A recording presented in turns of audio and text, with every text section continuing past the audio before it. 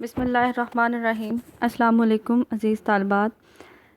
Second year اسلامیت اختیاری کی on line class میں آج ہم سورہ بقرہ کی آیت نمبر 42 سے شروع کریں گے۔ آیت نمبر 41 تک کا ترجمہ اور تشریح ہم لوگ مکمل کر چکے ہیں۔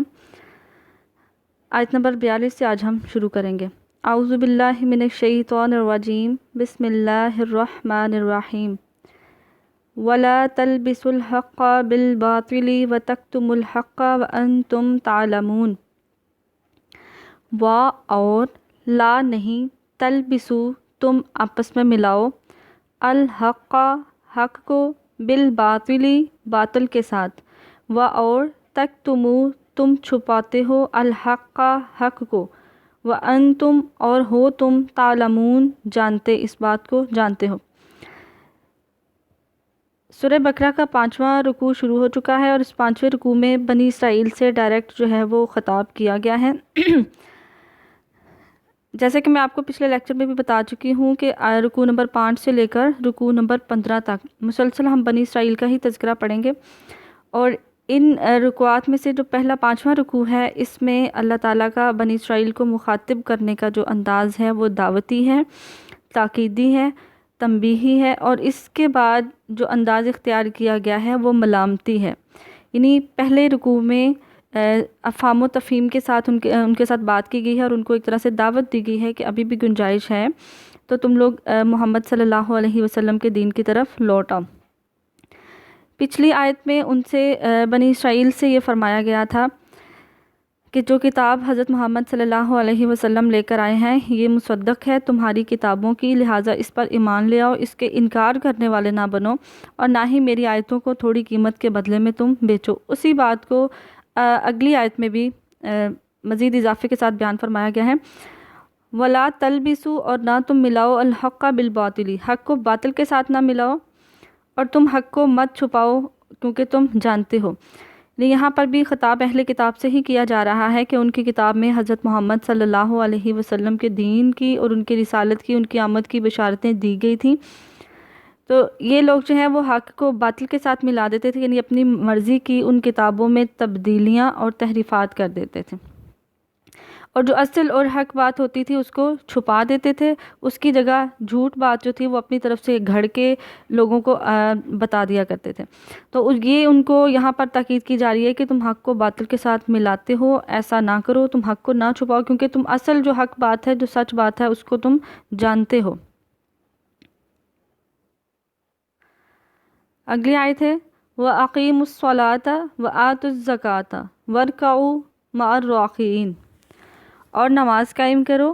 وَأَقِیمُوا اور قائم کرو، الصَّلَاةَ نماز، وَآتُوا اور دو، الزَّکَاةَ زکوٰۃ، وَارْکَعُوا اور رکوع کرو، مَعَ الرَّاکِعِینَ رکوع کرنے والوں کے ساتھ۔ بنی اسرائیل سے ہی خطاب ہے اس آیت میں بھی۔ سابقہ آیات میں یہودیوں کو، بنی اسرائیل کو یعنی کہ یہودیوں کو اسلام کی دعوت دیتے ہوئے پہلے ان کو اپنا عقیدہ اور ایمان درست کرنے کا حکم دیا گیا تھا۔ اب اس آیت میں ان کو عمل کی طرف توجہ دلائی جا رہی ہے کہ اپنا عقیدہ درست کرو اور اس کے ساتھ ساتھ اپنے اعمال کی طرف بھی توجہ کرو۔ ان سے ارشاد ہوا ہے کہ وہ نماز قائم کریں، نماز پڑھنے کی عادت ڈالیں، پابندی کے ساتھ، باقاعدگی کے ساتھ اس کو ادا کریں، کیونکہ جو بدنی عبادات ہیں ان میں سب سے زیادہ جو اعلیٰ عبادت ہے وہ نماز ہے، اور اللہ تعالیٰ نے مسلمانوں کو بھی قرآن مجید میں مختلف مقامات پر نماز پڑھنے، نماز قائم کرنے کی تاکید جو ہے وہ دی ہے، اور اس کے بعد ان کو زکوٰۃ ادا کرنے کا حکم دیا گیا ہے، اور پھر ان سے فرمایا گیا ہے کہ رکوع کرنے والوں کے ساتھ رکوع کرو۔ یہاں پر ایک طرح سے لفظی تصویر کھینچی گئی ہے، مسلمانوں کی طرف اشارہ کیا گیا ہے کہ محمد صلی اللہ علیہ وسلم اور ان کے ساتھیوں کو دیکھو کہ جیسے یہ رکوع کرتے ہیں، یہ میرے سامنے جھکتے ہیں، ان کی طرح اب تم بھی جھکو۔ نماز اور زکوٰۃ یہ اللہ تعالیٰ کی طرف سے جتنی بھی شریعتیں آئی ہیں انبیاء علیہ السلام کے ذریعے سے، ان کی بنیادی تعلیمات میں یہ شامل رہی ہیں، اور حضرت عیسیٰ علیہ السلام کا جب پہلی دفعہ اللہ تعالیٰ سے ان کی کلام ہوا، سامنا ہوا اللہ تعالیٰ سے، جو پہلا کلام تھا اس میں بھی یہی تھا کہ مجھے رب مانو، میرے ساتھ کسی اور کو معبود نہ سمجھو، اور میری یاد کے لیے، میرے ذکر کے لیے نماز قائم کرو۔ یعنی یہودیوں کو اللہ تعالیٰ فرمانے ہیں کہ یہ دو چیزیں ہیں، نماز قائم کرنا اور زکوٰۃ ادا کرنا، یہ تمہاری شریعت میں بھی موجود تھیں، تو لہٰذا اور یہ محمد صلی اللہ علیہ وسلم کی شریعت میں بھی موجود ہے، تو ان کو قائم کرو،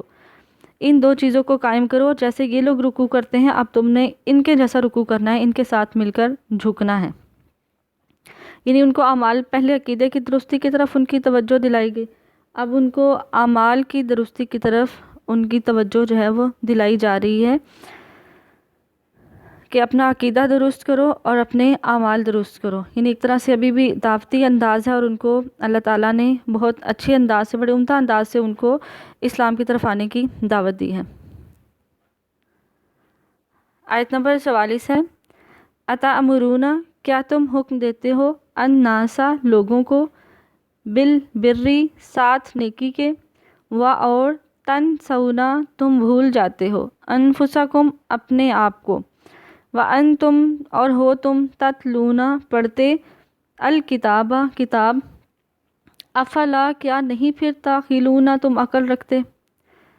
آیت میں فرمایا جا رہا ہے کیا تم لوگوں کو نیکی کا حکم دیتے ہو اور اپنے آپ کو بھول جاتے ہو، حالانکہ تم کتاب پڑھتے ہو، پھر کیا تم عقل نہیں رکھتے؟ اس آیت میں جو خطاب ہے تمام عام الناس سے نہیں ہے، بلکہ کہہ سکتے ہیں کہ مذہبی جو طبقہ ہوتا ہے، مذہبی حلقہ جو ہوتا ہے کسی بھی مذہب کا، اس سے یہاں پر خطاب کیا جا رہا ہے۔ کیونکہ یہ دیکھا گیا ہے کہ شروع سے لے کر اب تک جب بھی دین میں فساد برپا ہوتا ہے تو یہ زیادہ تر انہی لوگوں کے ہاتھوں برپا ہوتا ہے جو مذہب کے ٹھیکیدار بنے ہوئے ہوتے ہیں۔ وہ لوگ جو بے عمل عالم ہوتے ہیں، ان کی وجہ سے ہمیشہ جو دین یا مذہب ہے اس کو نقصان ہوتا ہے۔ اور جب کسی قوم کی تباہی کے دن آ جاتے ہیں تو اس کے اندر ایسے علماء پیدا ہو جاتے ہیں جو مفاد پرست ہوتے ہیں، اور جو اپنے مفاد کی وجہ سے دین کی تعلیمات کو الٹنا پلٹنا شروع کر دیتے ہیں، جو بظاہر تو لوگوں کو نصیحت کرتے ہیں، منبر پہ چڑھ کے بڑے بڑے خطبے دیتے ہیں، واعظ کرتے ہیں، اور دین کی ایسی شکل لوگوں کے سامنے پیش کرتے ہیں جس پر عمل کرنا ہی بہت مشکل ہوتا ہے، بہت مشکل سا بنا کر دین ان کو عمل کی دعوت دیتے ہیں، اور خود جو ہیں وہ بالکل عمل سے خالی ہوتے ہیں۔ دوسروں سے معاملات کرتے وقت ایمانداری اور صداقت اور ان چیزوں کا درس دیتے ہیں، دھوکہ دہی سے منع کرتے ہیں، لیکن خود ان میں سے کسی ایک بات پر بھی وہ لوگ خود عمل نہیں کرتے، یعنی اوروں کو نصیحت اور خود میاں فصیحت۔ تو علماء یہود سے یہاں پر خطاب کر کے ان کو شرم دلائی جا رہی ہے کہ کیا تم یہ سب کرتے ہو، لوگوں کو نیک بننے کی زبان سے ہر وقت ہدایت کرتے رہتے ہو، حالانکہ خود تم لوگ حق کے اور سچائی کے قریب بھی نہیں جاتے، کیونکہ تم لوگ حق کو جانتے ہو، سچائی کو پہچانتے ہو، لیکن تم لوگ صرف اپنا دنیاوی فائدہ حاصل کرنے کے لیے خود کو حق سے روکے ہوئے ہو، اور دوسروں کے سامنے سچا بننے کے لیے ان کو تم لوگ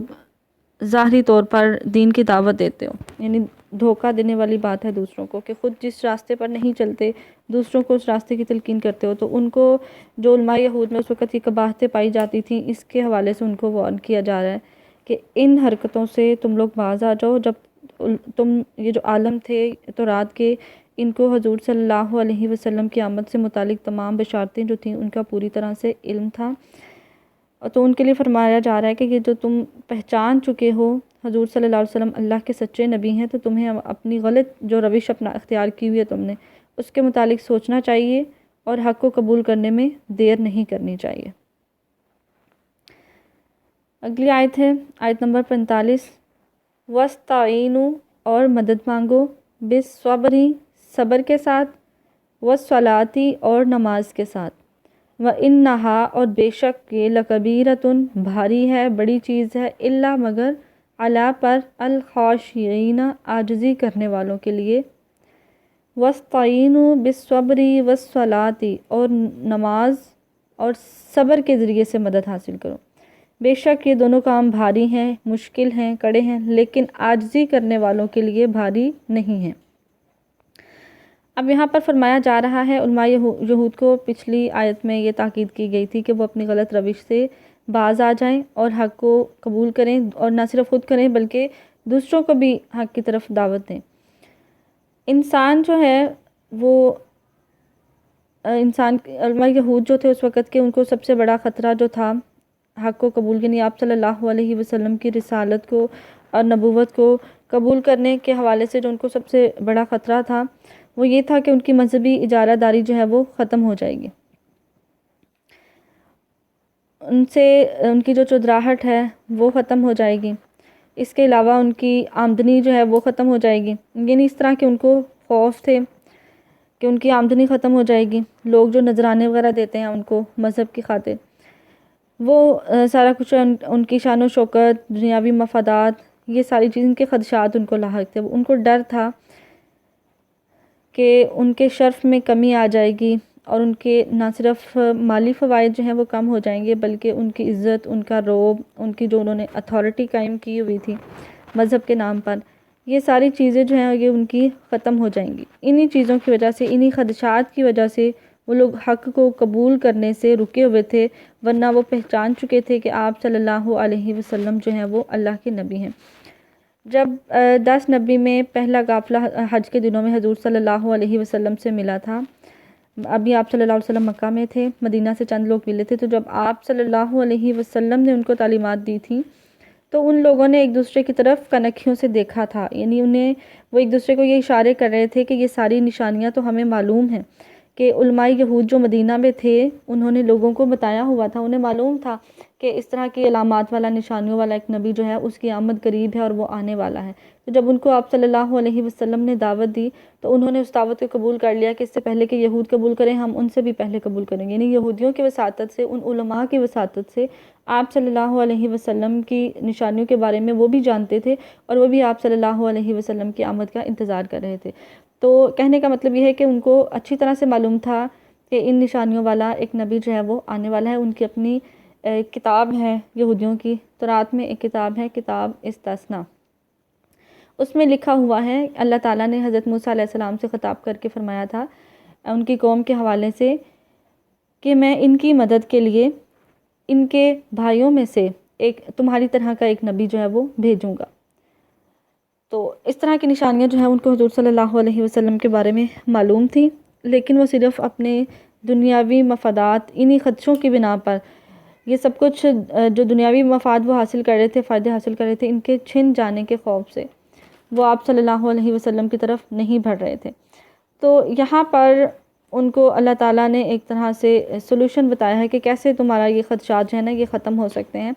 کہ تم اسلام کو قبول کرو اور اس کے بعد تم مدد حاصل کر لینا صبر سے اور نماز سے۔ صبر کا مطلب ہوتا ہے برداشت کرنا، رک جانا، ڈٹے رہنا، یعنی کہ استقامت اختیار کرنا۔ رک جانا یعنی کفر میں داخل ہونے سے استقامت اختیار کرنا، جب دین کو قبول کر لو تو مشکلات تو آتی ہیں، اس حوالے سے اپنے نفس کے حوالے سے بدن کو بھی مشکلات پیش آتی ہیں، روح کو بھی مشکلات پیش آتی ہیں، انسان کو مالی لحاظ سے مشکلات پیش آتی ہیں، جذباتی لحاظ سے آتی ہیں۔ تو ان سب چیزوں میں جو چیز مدد کرے گی وہ ہے صبر، یعنی تم ڈٹے رہنا، تم برداشت کرنا، تحمل سے کام لینا، اپنا حوصلہ بڑھا کے رکھنا، اور اس کے بعد نماز سے میری مدد حاصل کرنے، نہیں میرے سامنے جب جھک جاؤ گے، عاجزی کرو گے، خشوع اختیار کرو گے، تمہارا نماز جو ہے وہ ایک طرح سے اللہ تعالیٰ سے ملاقات ہوتی ہے دنیا میں، تو جب تم میرے قریب آؤ گے، مجھ سے ملاقات کرو گے تو تمہارا جو جذبہ ایمانی ہے وہ بڑھ جائے گا۔ یعنی اگر تمہیں دنیا سے خوف ہے، دنیا داری کا خوف ہے، تو تم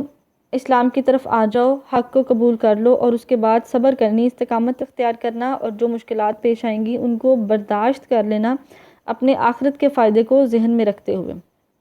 اپنے دل سے مال اور دنیا کی عزت کی محبت نکال کر اللہ کی طرف مائل ہونا جو ہے وہ اگرچہ مشکل ضرور ہے، لیکن جن لوگوں کے دل میں اللہ کا ڈر ہوتا ہے، جو عاجزی کرنے والے ہوتے ہیں، خشوع کرنے والے ہوتے ہیں، وہ اللہ کے حکموں کے سامنے جھک جاتے ہیں اور انہیں یہ خیال ہوتا ہے کہ انہوں نے بارگاہ الہی میں پیش ہونا ہے۔ تو جب وہ یہ سب کچھ سوچتے ہیں کہ ان کو ایک دن اللہ کے حضور پیش ہونا ہے اور وہاں کے آخرت کے فائدے جو ہیں وہ ان کو حاصل کرنے ہیں، اور آخرت کے فائدوں کی طرف جب انسان کی نظر چلی جاتی ہے تو صبر بھی اس میں خود بخود آ جاتا ہے اور برداشت کرنے کا حوصلہ بھی آ جاتا ہے۔ تو یہاں پر ان کو ایک طرح سے یہ سلوشن بتایا گیا ہے کہ تم ہمت کرو اور برداشت سے کام لینا، تو پھر آخرت کے جو تمام فائدے ہیں وہ تمہارے ہی لیے ہیں، جو تمہیں تمہارے پروردگار کی طرف سے ضرور ملیں گے.